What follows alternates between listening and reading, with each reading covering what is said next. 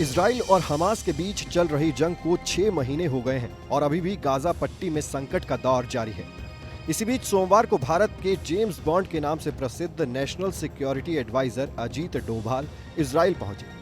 वहां उन्होंने इजराइल के प्रधानमंत्री बेंजामिन नेतन्याहू से मुलाकात की। इस मुलाकात के दौरान गाजा में खाद्य संकट के बारे में बातचीत की गई। डोभाल ने गाजा में जरूरतमंदों को सहायता पहुंचाने में जो दिक्कतें आ रही हैं उसके बारे में बात की। इसके अलावा इस क्षेत्र में जो घटनाक्रम चल रहा है उस पर भी बात की गई। डोभाल ने अपने इजराइल के सुरक्षा सलाहकार तजाकी हानेगबी से भी मुलाकात की, जो नेतन्याहू के साथ उनकी बैठक के दौरान भी मौजूद थे। इस मुलाकात के बारे में बेंजामिन ने भी एक्स पोस्ट पर बताया। बेंजामिन ने कहा, दोनों पक्षों ने बंधकों को छुड़ाने के प्रयास और मानवीय सहायता के मुद्दे पर भी चर्चा की गई है। इसके अलावा प्रधानमंत्री नरेंद्र मोदी संयुक्त अरब अमीरात, कतर, सऊदी अरब, मिस्र और जॉर्डन जैसे क्षेत्र के महत्वपूर्ण देशों के नेताओं के साथ लगातार संपर्क में बने हुए हैं और क्षेत्र में शांति एवं स्थिरता को बढ़ावा देने के लिए चर्चा में सक्रिय रूप से शामिल हैं। भारत ने गाजा में फिलिस्तीनी आबादी को जरूरी वस्तुओं की खेप भेजकर आवश्यक मानवीय सहायता प्रदान करने के प्रयासों में मदद की है। इजराइल हमास के बीच गाजा पट्टी में संघर्ष चल रहा है। ये जंग 7 अक्टूबर 2023 को शुरू हुई थी। जब यह जंग शुरू हुई थी तब इसके विश्व युद्ध में बदलने तक की आशंका जताई गई थी।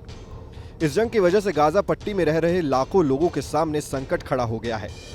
संयुक्त राष्ट्र की एक रिपोर्ट के अनुसार गाजा पट्टी में 5 लाख से ज्यादा लोग खाद्य संकट से जूझ रहे हैं, यानी गाजा पट्टी की करीब 1/4 जनसंख्या।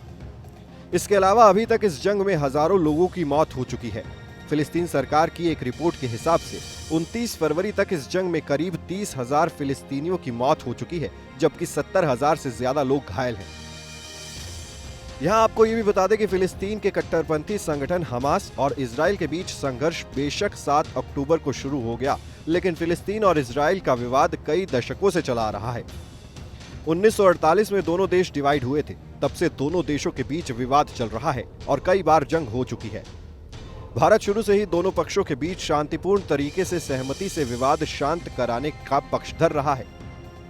अब पीएम मोदी की सरकार भी इजराइल और हमास जंग शुरू होने के बाद लगातार इस बात को दोहराती आ रही है कि दोनों पक्षों के बीच शांतिपूर्ण तरीके से समस्या समाधान होना चाहिए। इसके अलावा गाजा पट्टी में जो लोग जंग की वजह से परेशानियों से घिरे हैं, उनके लिए भी पीएम मोदी कई बार चिंता जता चुके हैं और भारत की ओर से गाजा में पीड़ितों के लिए सहायता सामग्री भी भेजी जा चुकी है। अब इस समस्या का समाधान कैसे होता है और इजराइल हमास के बीच चल रही जंग कब खत्म होती है, गाजा में पीड़ितों को कब राहत मिलती है, ये तो समय ही बताएगा। पूरे विश्व की नजर गाजा के घटनाक्रम पर बनी हुई है। इस वीडियो में फिलहाल इतना ही। इस खबर को लिखा है हमारे डेस्क के साथ ही अपूर्व श्रीवास्तव ने। बाकी खबरों के लिए देखते रहिए न्यूज़ नेशन डिजिटल।